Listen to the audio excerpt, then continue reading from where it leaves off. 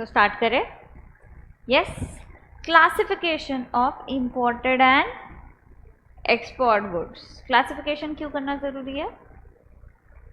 ताकि हमको पता चले रेट ऑफ ड्यूटी क्या है और वो हिसाब से हम टैक्सेस लगाएं। बराबर। क्लासिफिकेशन HSN वाइज होता है। HSN बस निकनेम है, HS रियल नेम है। HSN is harmonised system of nomenclature.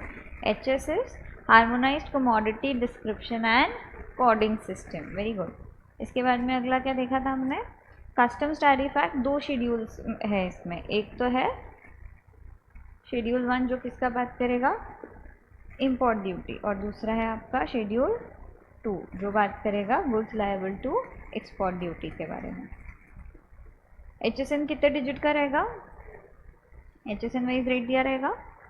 HSN में पहले 4 डिजिट क्या बोलेगा आपका? हेडिंग, फिर सब हेडिंग, फिर टैरिफ आइटम, सब क्लासिफिकेशन करें। ठीक है। Along with HSN for import we follow general rules of interpretation. 6 है जो। एक्सप्लेनेटरी नोट 3 है। एक्सप्लेनेटरी नोट सिंपल जो बोलता है डैश डैश डैश का मतलब क्या होता है? डैश मतलब उसका अंदर और हो सकता है डीप मीनिंग, और 2 डैश मतलब उसका थोड़ा और डिटेल हो सकता है 3 डैश में। जो इमीडिएट नीचे है उसको डिफाइन करता है ये खाली, और ये ऊपर वाले का डीप डिस्कशन हो रहा है नीचे। इसके नीचे अगर सिंगल डैश रहा तो ये न्यू आइटम आ गया। सिंपल। ठीक है। ये एक देखा था हमने डैश के बारे में, और एब्रीविएशन परसेंटेज के बारे में देखा, रेट कितना लगेगा, और प्रेफरेंशियल रेट अगर नहीं रहे तो स्टैंडर्ड रेट ऑफ ड्यूटी लगेगा। सिंपल। ठीक है। फिर हमने जनरल रूल्स ऑफ इंटरप्रिटेशन में फर्स्ट रूल देखा था। पहले तो ये सीक्वेंस में हमको फॉलो करना है। फिर टाइटल जो है सेक्शन, चैप्टर, सब चैप्टर का, ये सब क्या रहेगा? Only for the purpose of reference. Taxation purpose के लिए, लीगल पर्पस के लिए इररेलेवेंट। क्या रेलेवेंट है लीगल पर्पस के लिए? Very good. हेडिंग, सब हेडिंग्स और सेक्शन और चैप्टर नोट्स। कल हमने एक एग्जाम्पल देखा था, क्या वो ओपन करके इधर पे भी दिया है वैसे हमको एक्स्ट्रा। ये सारा आइटम्स, ये डैश, करेक्ट। यूनिट्स मतलब कितने क्वांटिटी में है वो, यूनिट्स ऑफ मेजर। बराबर। रूल नंबर 2, अगर 1 में आपका काम नहीं हो रहा है तो 2 में जाओ। 2 में क्या दिया है? 2A classification of incomplete unfinished articles. But incomplete unfinished में भी हम क्या बोल रहे हैं? इसेंशियल कैरेक्टरिस्टिक जो है उसका कंप्लीट हो गया है। बराबर। जैसे गाड़ी बन गया है, सिर्फ कांच लगाना बाकी है, तो it will be classified as car. बराबर। तो माइनर एडजस्टमेंट्स बाकी है तो रूल 2A में आओ। मेजर बाकी है तो इधर आएंगे क्या? नहीं। फिर रूल 2B देखो, अगर A नहीं लगे तो 2B क्या बोलता है? मिक्सचर्स और कॉम्बिनेशंस अगर रहे तो जिसमें अगर एक ही प्रिंसिपल है तो फिर ये प्रिंसिपल के बेसिस पे पूरे इसको क्लासिफाई कर लो। यस, एक से ज़्यादा प्रिंसिपल है तो इधर आओगे कि रूल 3 में जाओगे? रूल 3 में जाओगे। अदरक वाली चाय विल बी क्लासिफाइड एज चाय। गुड्स आर क्लासिफाइबल अंडर 2 और मोर हेडिंग्स, तो आप रूल 3 में आओगे। रूल 3 ABC बोलता है स्पेसिफिक ओवर जनरल। मतलब अगर कोई चीज़ 2 जगह में कवर हो रही है तो जो ज़्यादा स्पेसिफाई करके दे रहे हैं हमको, वो हेड में अपन उसको डालेंगे। बराबर। आइसक्रीम बोल रहे हैं मिल्क का कोई प्रोडक्ट है जो फ्रोज़न है या ऐसा कुछ है, आइसक्रीम दिया है, आइसक्रीम में करो। शेविंग वाला कल हमने देखा था, मैकेनिकल डिवाइस और इलेक्ट्रॉनिक डिवाइस या शेविंग वगैरह में जाएगा, शेविंग में जाएगा, सीधा दिया है तो। इसेंशियल कैरेक्टर प्रिंसिपल, अगर A नहीं लगता है तो फिर कहाँ जाओगे आप? B में, जहाँ पे एक से ज़्यादा आइटम्स जो है वो है। ठीक है। बट आप क्या देखोगे? इन दोनों आइटम्स में से मेजर पोर्शन किसका है? इसेंशियल कैरेक्टर कौन सा है? भले ही 2 प्रिंसिपल्स है, बट किस चीज़ के लिए वो चीज़ परचेस किया गया है, उसके हिसाब से आप क्लासीफाई करोगे। Yes. Next is later is better, which means एक से ज़्यादा कैटेगरी में फॉल कर रहे हो। देख लो HSN कितने आते हैं, जो लास्ट HSN है दैट विल बी कंसिडर्ड, तो इसीलिए लैटर इज बेटर। केस लो इसमें महिंद्रा एंड महिंद्रा का, यस। फिर हमने क्या देखा था, रूल 4, अकीन रूल। 1 2 3 किधर पे नहीं आ रहे हो, 4 में देखो सिमिलर गुड्स अगर है तो उसको इधर पे क्लासीफाई कर सकते हो। यस, ये लिख लिया था। अब आते हैं हम लोग रूल नंबर 5 पे। रेडी? सिंपल। हाँ,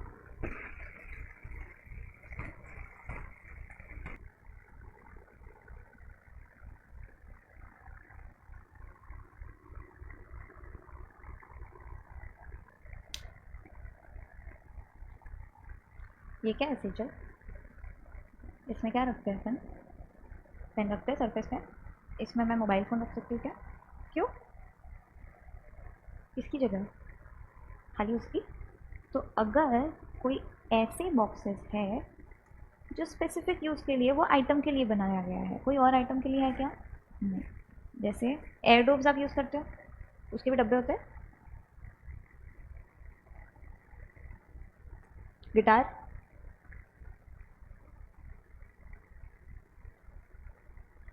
गिटार यस, मैं इमेजिन कर पा रही हूँ, पिक्चर नहीं हो रहा है। उसका बॉक्स होता है ऐसे, जैसे भी गिटार का बॉक्स होता है, वो सिर्फ गिटार रखने के लिए होता है, या उसमें अपन कपड़े भर के लेकर जा सकते हैं ना। ठीक है, तो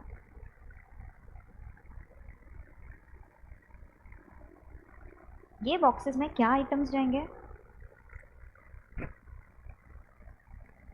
जिसके लिए वो बने हैं?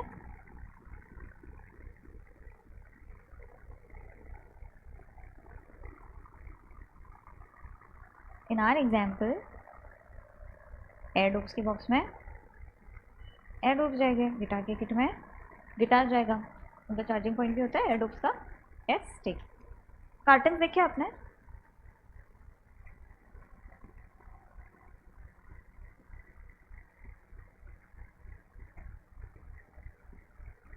बॉक्सेस ये किस लिए काम में आते हैं? कुछ भरने के लिए, कुछ भी भर सकते हैं हम लोग इसमें, बराबर।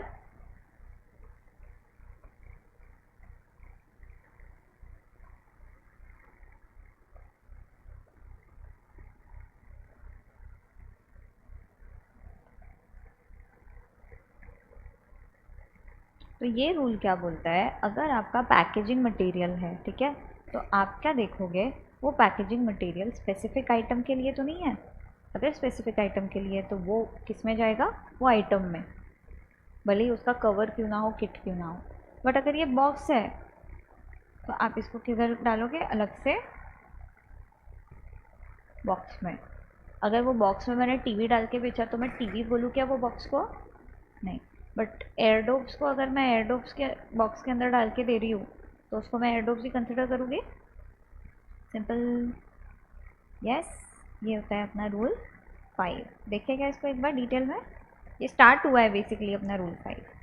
Classification of cases and containers use for packaging of goods, camera cases, musical instrument cases, gun cases, drawing instrument cases, necklace cases and similar containers shall be classified as specific article or a set of articles when of a kind normally sold therewith। उसके साथ वो article sold किए जाते हैं। ऐसा आपने देखा है क्या, सिर्फ गिटार का बॉक्स ज़्यादातर दिख रहा है, या ज्वेलरी का जो बॉक्स होता है वो ज़्यादातर नॉर्मल पार्लेंस में वो बिक रहा है, ज्वेलरी के साथ साथ वो अपने आप ही आ जाता है। एयरडोप्स का बॉक्स अलग से बिक रहा है, जनरली नहीं होता है ऐसे, correct. Conditions to be fulfilled, these cases or containers are specially shaped and or fitted to contain specific article or set of articles। क्या ये अलग से मैं मार्केट में ये बॉक्स लेने जाऊँ सिर्फ जिसमें मैं सरफेस पेन रख पाऊँ यही साइज़ का, मेरे को मिलना डिफ़िकल्ट है, बराबर। तो ये इसके लिए ही डिज़ाइन हुआ है। These cases are specifically shaped or fitted to contain a specific article or set of articles। These cases or containers are suitable for long term use and presented with the articles for which they are intended। अपन इसी में डालते हैं रोज़ अपनी चीज़, तो ये long term use के लिए है। एयरडोप्स का कंटेनर लॉन्ग टर्म यूज़ के लिए है, उसमें ही अपन बार बार यूज़ करें, डाले वगैरह। Yes, this rule does not however apply to containers which give the whole its essential character. हम वो कंटेनर का बात नहीं कर रहे जो कंटेनर ही मेन कैरेक्टर है। जैसे आपने गोल्ड का कवर बनाया, वो कंटेनर गोल्ड ज़्यादा बड़ा एलिमेंट है उसमें, करेक्ट? तो हम उसकी बात नहीं कर रहे हैं। अगर वो खुद आपको बड़ा एलिमेंट दे रहा है तो उसका बात नहीं कर रहे हैं, ठीक है? Classification of packing materials and packing containers subject to the provisions of A above. Packing materials and packing containers presented with the goods therein shall be classified with the, if they are of a kind normally used for packaging of such goods. However, this provision does not apply when such packing material or packaging containers are clearly suitable for repetitive use. Upon box में बहुत सारी चीज़ें डालते हैं, कभी कुछ सामान, कभी कुछ सामान, कभी बुक्स डाल दिया, कभी और चीज़ें डाल दी, तो वो जो है उसका रेपिटेटिव और डिफरेंट यूज़ हो रहा है कार्टन का, correct? Yes. This rule lays down that cases which are specially designed और fitted to contain a specific article and given with the articles for which they are intended shall follow the classification of the items which are packed. तो इधर हम लोग अगर देखें तो हम लोग क्या बोल रहे हैं, cases specially designed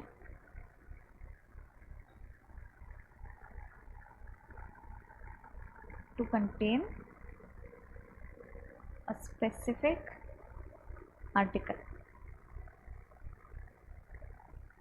plus given with the articles, बराबर? इनका classification will be based on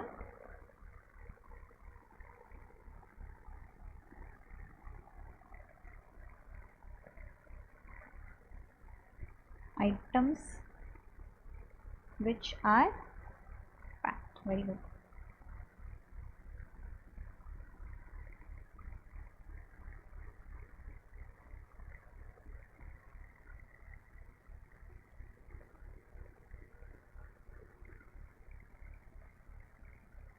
Leather cases, the packing material and containers cleared along with the goods classifiable with the goods. Leather cases which are normally supplied along with the goods, however costly they may be, need not be treated separately for the purpose of classification. Exception to Rule 5, durable containers capable of repetitive use should be classified. तो cottons में अलग से separately classify करूँगी. Gas cylinders are meant for repetitive use and therefore cannot be classifiable along with the gas. जो gas cylinder है container, उसका ही अपन बार बार use करते हैं, उसमें अलग से फिल करते हैं गैस और वो जाता है किसी और के घर पे, फिर कहीं और से आता है, तो वो कंटेनर एज सच यूज़ हो रहा है बार बार, ठीक है? When packing material itself gives the essential character as a whole.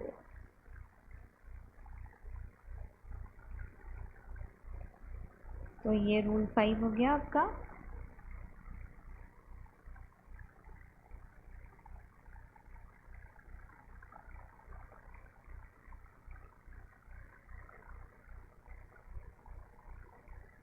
बराबर?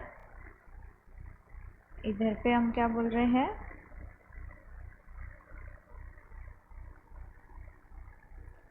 कंटेनर ही ड्यूरेबल है और बार बार कंटेनर यूज हो रहा है.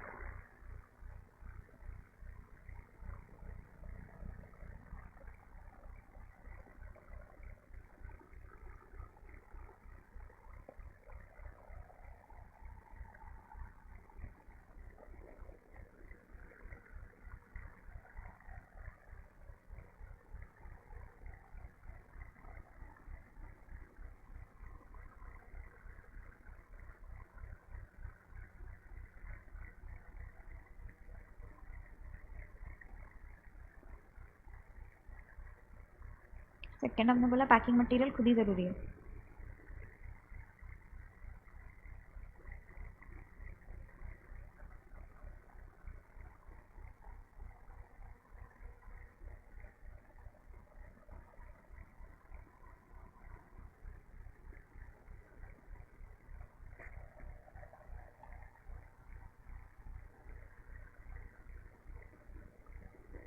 स्पेक्स है, चश्मे का हमने बॉक्स लिया, नॉर्मली चश्मे के साथ ही रहेगा। ये बॉक्स हमने हमारे शौक के लिए गोल्ड का बनवाया है। ये बॉक्स एक अपना इसेंशियल अलग कैरेक्टरिस्टिक लेके आ रहा है, तो इसको चश्मे में क्लासिफाई करोगे कि गोल्ड में? गोल्ड में। सिंपल लिखते हो।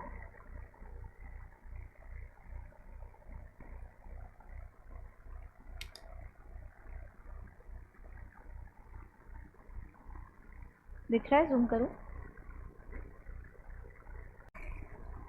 नेक्स्ट रूल है आपका रूल नंबर 6। रूल नंबर 6 से कंसिस्टेंसी के बारे में बात कर रहे हैं कि आप जब भी क्लासिफाई करते हो तो कैसे क्लासिफाई करोगे। अगर आप क्लासिफाई करते हो तो मेरे को नॉर्मली बताना, आप सबसे पहले क्या देखोगे। अगर मैं टमेटोज़ बोलूँ आपको तो वेरी गुड, वेजिटेबल मतलब आप सेक्शन देखें तो सबसे पहले आप मेन चीज़ में जाओगे सेक्शन में, फिर इसके अंदर आप देखोगे कैटेगरीज टमेटोज़, फिर इसके अंदर आप देखोगे सब कैटेगरीज। जब कंपेयर करने का बात आएगा आपका कि कौन सा टमेटो में हमको डालना है, आप इसके अंदर आने के बाद जो टमेटो हेड है इसके अंदर जो सब कैटेगरीज है उसमें कंपेयर करोगे कि किस में फिट होएगा। तो रूल नंबर 6 बोलता है कि जब आप कंपेयर कर रहे हो ना, तब आपका कंपैरिजन जो है वो रिस्ट्रिक्ट हो जाएगा जो चैप्टर के अंदर में आप हो उसके साथ में। आप ये वाले टमेटोज़ को दूसरे सेक्शन में जा कर के कहीं और पे कंपेयर नहीं करोगे, ठीक है। जैसे अपन ने कोकोनट देखा, कोकोनट शेल्ड है, कौन सा है वगैरह वगैरह, आप वो कैटेगरी में एक साथ देखोगे। आप कोकोनट के लिए अलग से फिर अदर फ्रूट्स में कुछ आइटम दिया हुआ है उसमें जाओगे क्या? Answer is no. आप जो कैटेगरी में हो उसके अंदर ही कंपेयर करोगे, ये बोलता है रूल नंबर 6, ठीक है। तो बेसिकली आपके पास अगर मोबाइल फ़ोन है तो आप कंपेयर करोगे फ़ोन के अंदर में कि किस में जाएगा, कौन से कैटेगरी में जाएगा। आप टीवी के हेड में जाके इलेक्ट्रॉनिक आइटम और उसमें देखोगे क्या? नहीं, बराबर। तो जब भी दो या दो से ज़्यादा चीज़ें आती या कुछ आता है अलग अलग हेड में, आप कहाँ पे रिस्ट्रिक्ट हो जाओगे? जहाँ पे आपका मेन आइटम है उसमें ही आप घूम के देखो कि किधर पे फिट हो रहा है क्या। यस, हमने शेविंग वाला भी देखा, बट वो सेम हेड में अगर था तो हम घूम रहे थे उधर पे। यस, तो ये हुआ आपका rule 6। Only sub headings at the same level are comparable for legal purposes the classification. अच्छा, हमने जो अभी डिस्कशन किया ये वाला इसका शेविंग मशीन वाला, वो इधर लगेगा भी नहीं क्योंकि ये रूल 6 है। अगर ऊपर के रूल्स में आप आ जाते हो तो आप इधर आओगे ही नहीं, ऊपर कहीं पे भी नहीं आ रहे हो, इधर आओगे।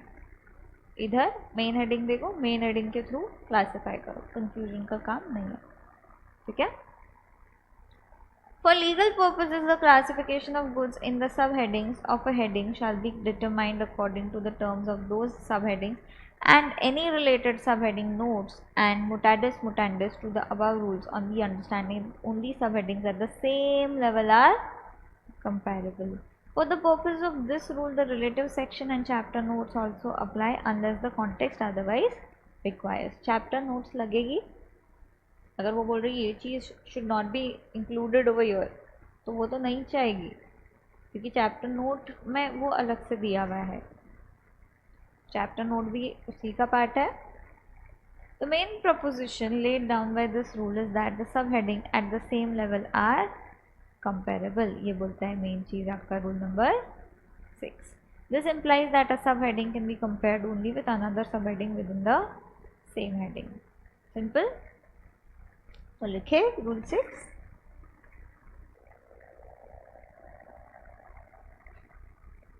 सब heading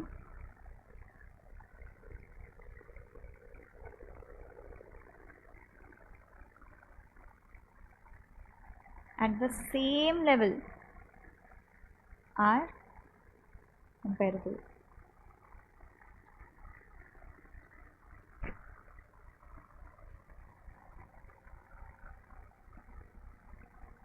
This implies that a subheading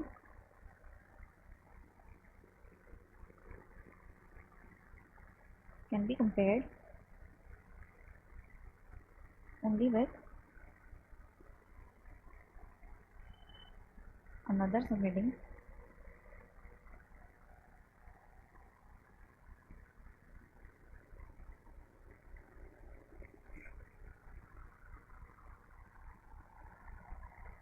within the same heading.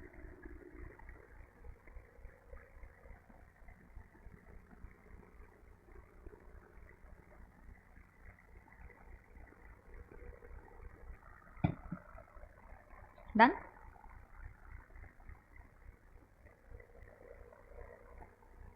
IPhone को आप फ़ोन में देखोगे, टीवी में देखोगे क्या?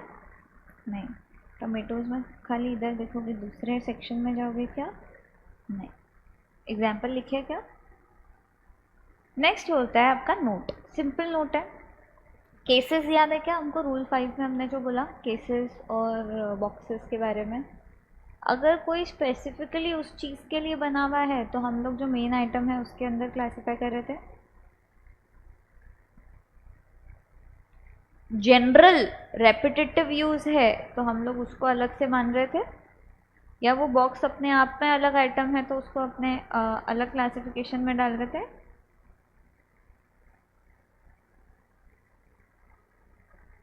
इधर पे दिया है रेपिटेटिव बराबर जनरल यूज़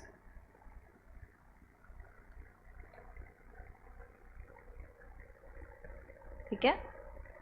सेम चीज़ बोलता है अपना note. Classification of parts is subject to notes in section and chapters. Question of classification of parts is relevant for parts of machinery, electric equipments, vehicles, instruments, arms, furniture and toys. जो भी छोटे छोटे parts हैं. Same principle आप इधर भी लगा सकते हो. Broadly parts suitable solely for particular machine generally fall in the same heading number in which main item falls. अगर ये जो इसका ये टिप है, ठीक है, इसका हम बात करेंगे, खाली इसके लिए बनी है तो इसके पार्ट को हम लोग पेन में ही क्लासीफाई करेंगे, सरफेस पेन में. However, there are many exceptions. Parts of general use are not to be classified as part of any particular machine. Parts of general use are to be classified in their respective specified heads and not to be classified under the headings of machine when they are used. Parts are to be classified as parts if separate heading is available for the parts. That is, there is separate heading for parts of engine. गाड़ी का engine का अलग part है, वो गाड़ी में नहीं डालो, ठीक है, अगर वो मंगवा रहे हो तो. इसी के साथ हमारे रूल्स होते हैं सारे ख़त्म. 6 रूल्स थे, समझ में आए. अब आप थ्योरेटिकली समझो तो ये रूल्स हमको बहुत आसान लग रहे हैं कि अरे हाँ, फर्स्ट बोलता है नोट्स इंपॉर्टेंट है, नोट्स जो बोलेगा वो करो. सेकंड बोलता है क्लासिफिकेशन करो. 2A इनकम्प्लीट अनफिनिश्ड है तो जो मेन आइटम है उसके अंदर में डाल दो, ठीक है. 2B बोलता है कि एक से ज़्यादा आइटम है, मिक्सचर है, कॉम्बिनेशन है, जो प्रिंसिपल अगर एक ही है तो वो प्रिंसिपल के अंदर डाल दो. एक से ज़्यादा है तो 3 में जाओ, बराबर. 3ABC है. ए बोलता है स्पेसिफिक ओवर जनरल, एक से ज़्यादा जगह पे है तो जो स्पेसिफिक है उधर पे जाओ. बी बोलता है आपको एसेंशियल प्रिंसिपल देखो, जो प्रिंसिपल का बी उधर पे भी प्रिंसिपल था बी में, इधर पे भी प्रिंसिपल है, जो मेन आइटम है उसके अंदर में डालो. सी बोलता है आपको लैटर इज़ बेटर. सी वाला इसलिए सी में है, लास्ट में है, और बोल रहा है हम बेस्ट है. यस. ए नहीं लगा, बी नहीं लगा, तब सी आएगा. ये कुछ भी नहीं लगा, रूल 4 में जाओगे जो बोलता है सिमिलर आइटम्स में जाओ, अकीम गुड्स. 5 क्या बोलता है आपको? केसेस और कार्टन्स, मतलब जो कवर्स है उसके बारे में. अगर स्पेसिफिकली वो चीज़ के लिए बनाया गया है और उसी में यूज़ हो रहा है तो उसी के हेड में डालो. बट रेपिटेटिव यूज़ हो रहा है या जनरल यूज़ हो रहा है तो फिर उसको अलग से ट्रीट करो. यस. रूल 6 हमने देखा. 6 क्या बोलता है? आप कंपेयर जब भी करोगे तो हेडिंग के अंदर जाके जो सब हेडिंग्स है उसमें कंपेयर करो, ठीक है. आप एक सब हेडिंग को दूसरे हेडिंग के सब हेडिंग में नहीं कंपेयर कर सकते. एग्जाम्पल कॉमर्स के बच्चे का रिज़ल्ट जो 11th स्टैंडर्ड में है वो साइंस के बच्चे का 11th स्टैंडर्ड के इससे नहीं कर सकते, भले सब्जेक्ट मैथ्स है, ठीक है। तो दोनों कैटेगरी अलग हो गया। यस, सिंपल, ठीक है। प्रैक्टिकली अलग चीज़ें हो सकती है, जो भी आप कस्टम्स में अगर प्रैक्टिस करते हो या आगे जा कर के इसमें कुछ करना चाहते हो और चीज़ें फेस करोगे और केस लॉस पढ़ोगे, पर थ्योरेटिकली जो हमने पढ़ा दैट इज सफिशिएंट। समझ में आया? यस। अब मुझे एक क्वेरी है, ठीक है। अगर मैं है ना कोई नया प्रोजेक्ट इधर में सेट कर रही हूँ, कोई नया बिजनेस सेट कर रही हूँ, तो मैं बहुत सारे आइटम्स मंगवाऊंगी कंट्री के बाहर से। सपोज मैं कोई प्रोजेक्ट सेटअप कर रही हूँ जिसके लिए मैं बहुत सारा इंपोर्ट कर रही हूँ। अब वो इंपोर्ट में गुड्स आएंगी, मशीनरी आएगी, स्पेयर पार्ट्स आएंगे, बहुत सारी चीज़ें आएगी। तो मैं बैठ के बिजनेस के बारे में सोचूं या ये सोचूं कस्टम्स ड्यूटी हर एक आइटम पे कितना आएगा और वो हिसाब से कैलकुलेट करूं? प्रॉब्लम। तो ये प्रॉब्लम से रिलीफ देने के लिए हमको एक चीज़ आया जो है प्रोजेक्ट इंपोर्ट।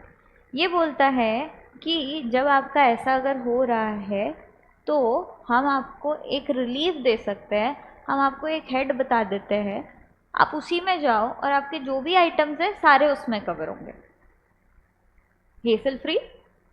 एक ही कैटेगरी मिल गया हमको, एक ब्रैकेट के अंदर में सब कुछ आइटम्स आ गए हमारे बाहर से। Yes.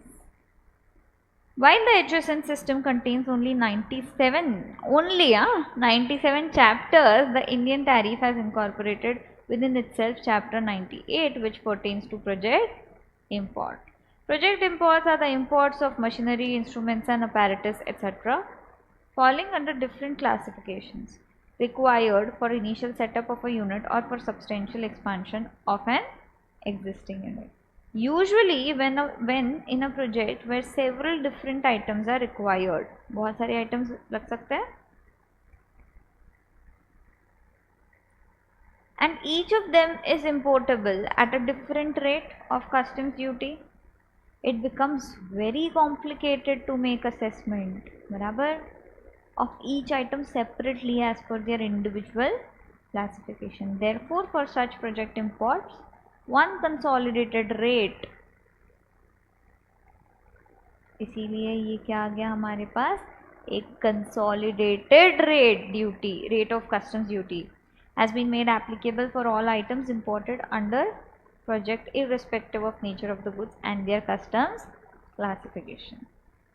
Further, individual exemption notification will apply even for items grouped under the said headings of customs tariff liable to duty at the project rate as per the recent Supreme Court judgment आया, जैसे हम GST में composite में डाल देते थे, but exam को भी टैक्स लगा देते थे अगर कॉम्पोजिट में है तो सुप्रीम कोर्ट जजमेंट ने बोला कि नहीं, आप इंपोर्ट के टाइम ऐसा नहीं करोगे, हम एक ब्रैकेट का बेनिफिट दे रहे हैं, पर जो एग्जेम्पशन का बेनिफिट है अगर कोई आइटम का, वो अभी भी एग्जेम्प्ट रहेगा, वो ये ब्रैकेट में आएगा क्या? No. The items eligible for project import are specified under heading number 9801 of the Customs Tariff Act 1975.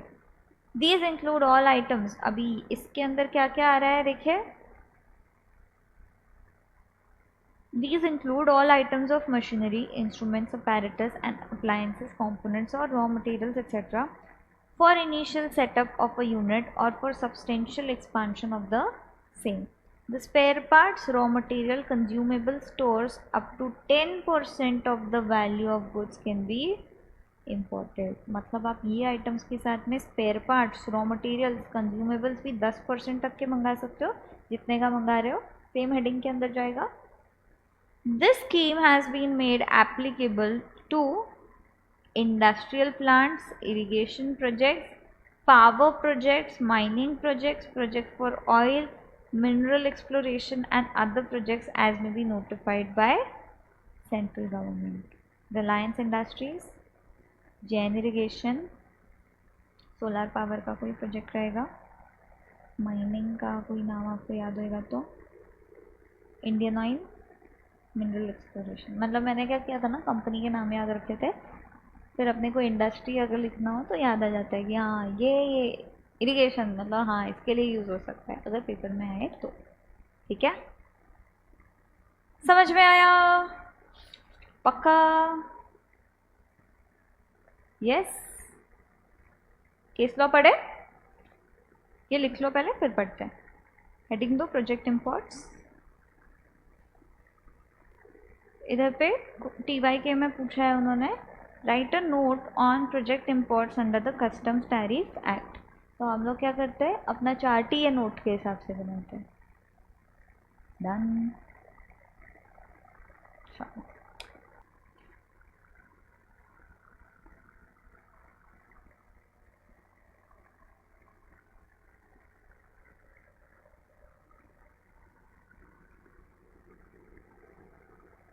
Project imports क्या है?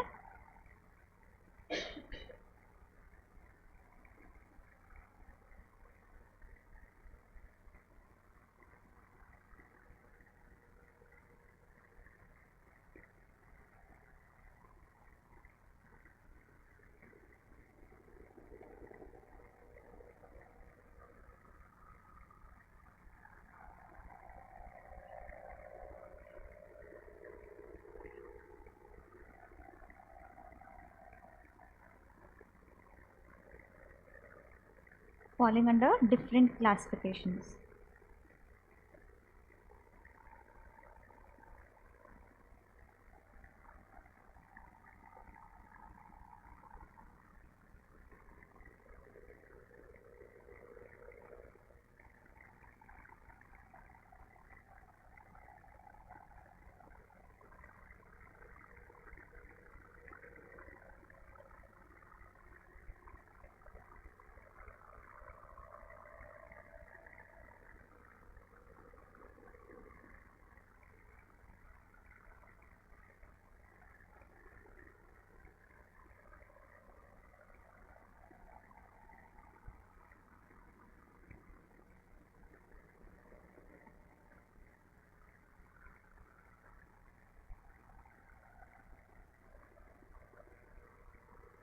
But required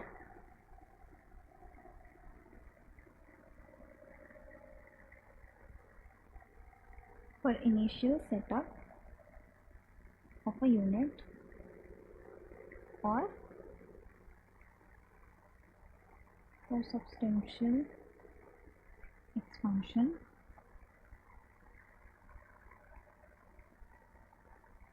of an existing unit.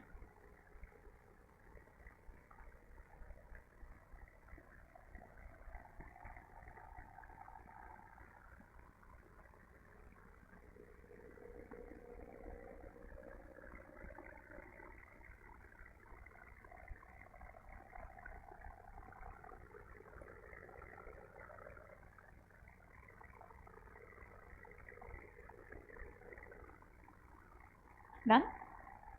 Problem: heavy customs duty on imported machinery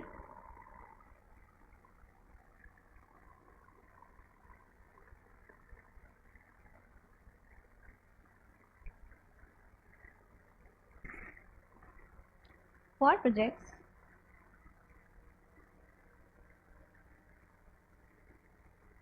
make the initial project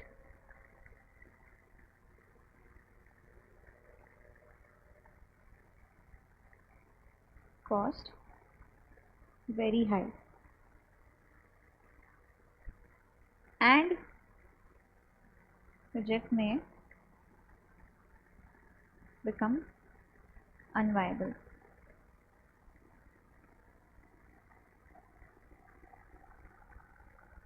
Solution: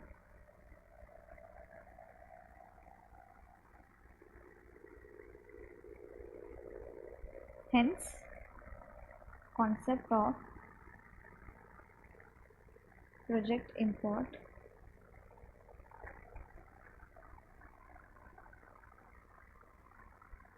is introduced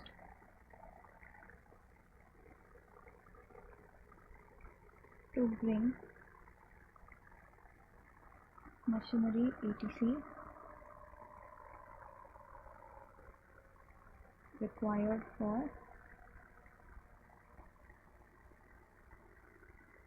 initial setup.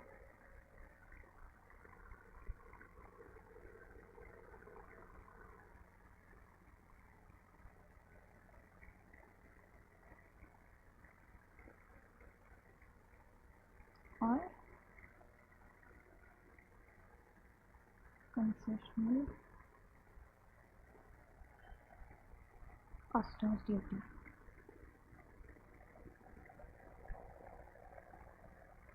Done? How? ये वाला part लिखो, इधर तक लिखना, फिर बीच में प्लस डालना और ये वाला पार्ट लिखना.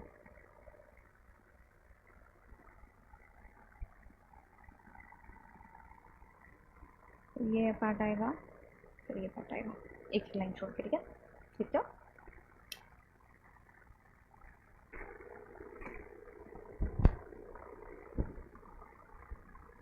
अब इंटरेस्टिंग चीज़ देखते हैं. हाँ,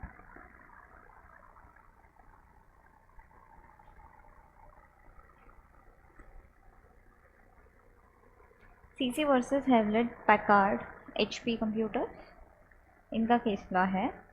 इन्होंने क्या किया ना,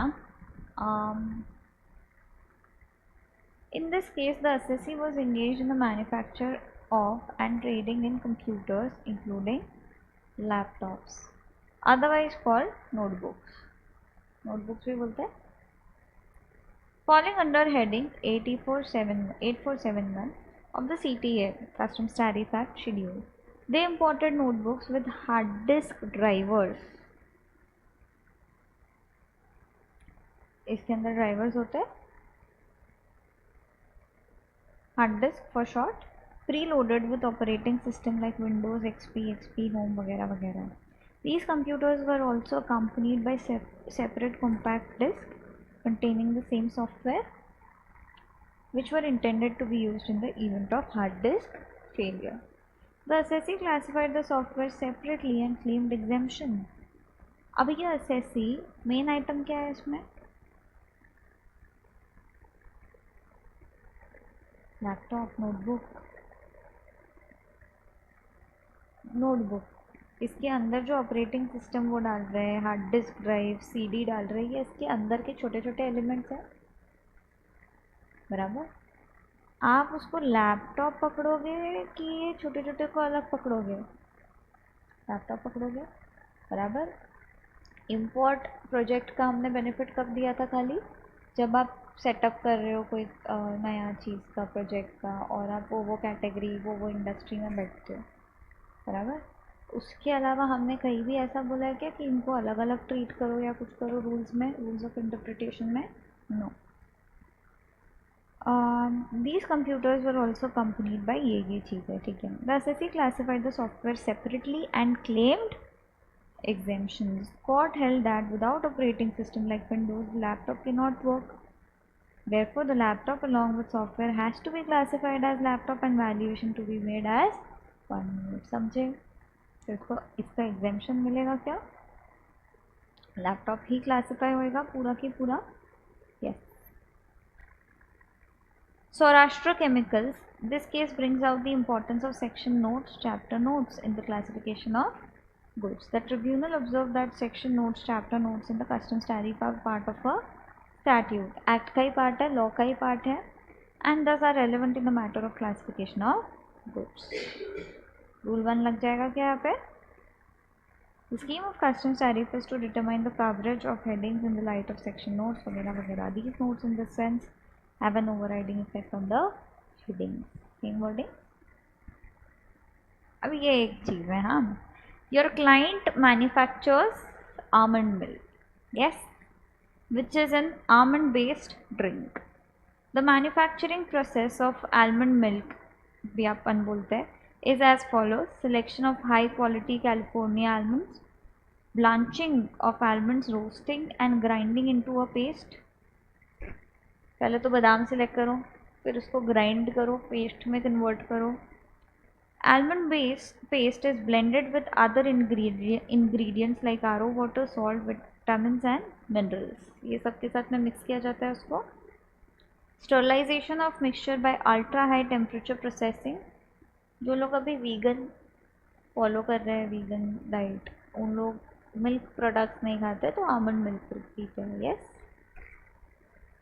होमोजेनाइजेशन, पैकेजिंग, इंसेप्टिक पैकेज, ये सारा चीज़। As per the rate notification of goods following entries are relevant. अभी हमको है ना ये एंट्रीज दे दी है, ये रेट्स दिए हैं। Your client is confuse with the correct classification of almond milk under GST. He has approached you for your opinion so as to enable him to discharge the tax correctly. Following additional information में भी relevant अब हमारे practical दुनिया में, ठीक है, जहाँ पे हमको करना है classification. As per the schedule to the customs tariff act, the following entries are relevant. Chapter 20, 22, 8 अपने को इन्होंने एक्सट्रैक्ट दे दिया है। ये 20 का है, ये 22 का है और ये 8 का।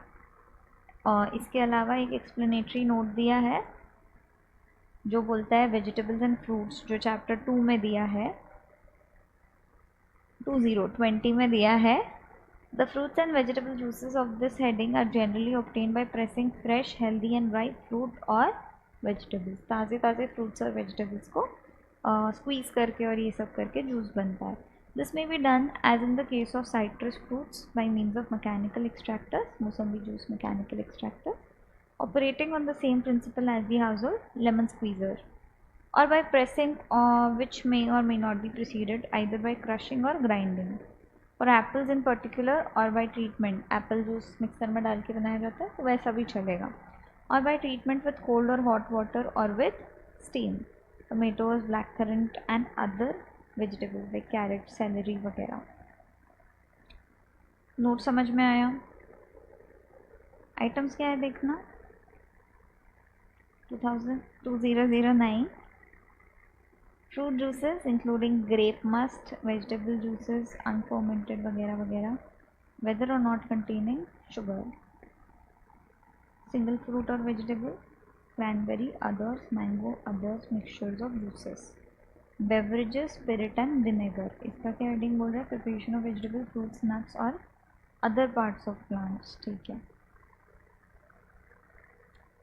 इधर पे क्या आ रहा है? Waters including mineral water, aerated water including aerated, और इसमें तो नहीं आएगा, वाटर तो नहीं है ये, इसमें भी नहीं आएगा, ये इसका ही कैटेगरी आ गया।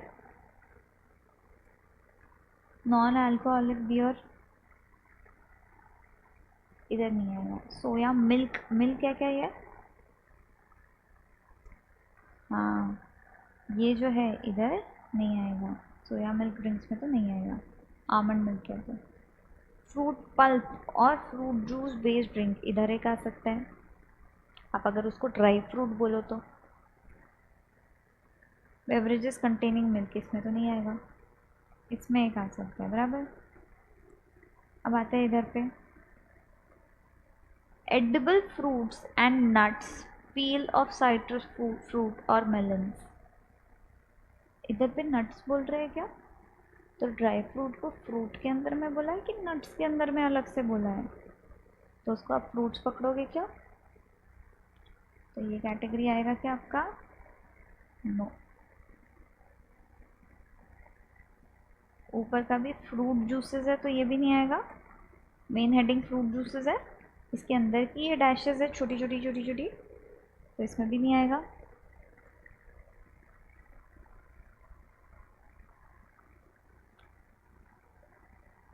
इसको आप कहाँ डालोगे? इधर पे डाल सकते हो या तो इधर में कहाँ डाल सकते हो? अदर्स में, ये अदर के सेक्शन में, अदर में। यस। अब इधर तो ये बादाम का बात कर रहा है, शेल्ड नॉट शेल्ड, मतलब इन शेल्ड और शेल्ड।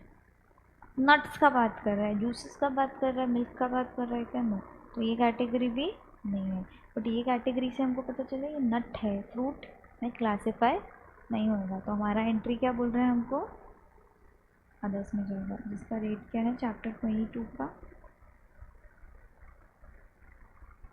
कहाँ था ये 18%। इसको भी अपन ने टिक किया था। अदर नॉन अल्कोहलिक, अदर बराबर।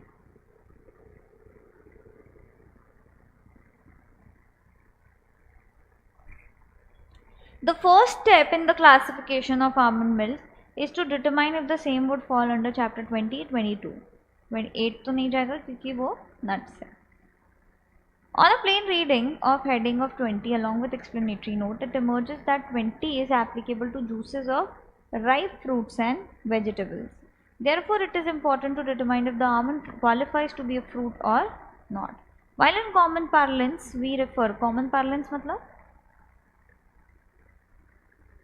जनरली एक्सेप्टेड प्रिंसिपल, जैसे हम लोग सॉफ्टी जो है वो असली में सॉफ्ट सर्व है पर उसको हम आइसक्रीम ही मानते हैं तो हम सब आइसक्रीम ही बोलते हैं. Yes, we refer almonds as dry fruits. However, if we analyse chapter 8 of the first schedule, it appears that almonds are referred to as nuts. बराबर. Therefore, the almonds do not classify as fruit for the purpose of classification under Richardson system. Accordingly, the classification under chapter 20 is completely ruled out. Now, the three entries relevant under chapter 22 are fruit pulp वगैरह, beverages containing milk और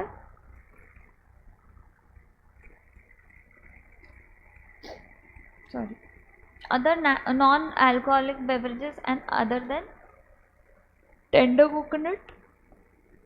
others या other non alcoholic beverages, दोनों में से किसी में भी डाल सकते हो आप. डालते हो तो रेट क्या है दोनों में? 18%. बराबर. The view is supported by CBIC circular. Almond milk is made by pulverizing almonds in a blender with water and it is strained. As such, almond milk neither constitutes any fruit pulp or fruit juice. Therefore, it is not classifiable under the heading 22029920. Almond milk is classified under the residual entry in the tariff item listing. बराबर. समझे? अच्छा था. Questions देखें.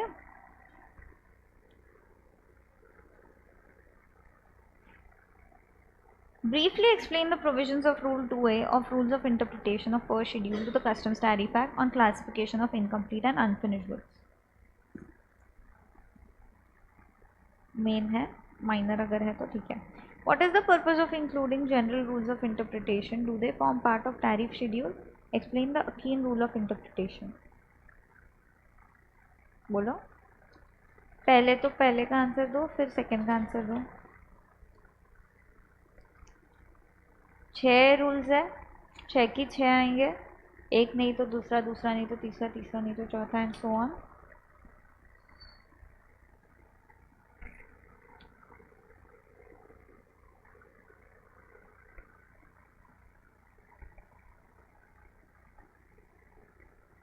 What is the purpose? हाँ, पहले तो आप बताओगे रूल्स क्या है, मतलब रूल्स ऑफ इंटरप्रिटेशन क्या है, इसका क्या पर्पस है. इंटरप्रिटेशन इजी हो, एक्ट का पार्ट है, ये एक्सप्लेनेटरी नोट है. Yes. Akin rule similar. Writer note ये लिख लिया. एक्सप्लेन रूल 3 ये हमने डिस्कस कर लिया. Abbreviation percentage rate of duty. समझे? इसके क्वेश्चंस रीड करो.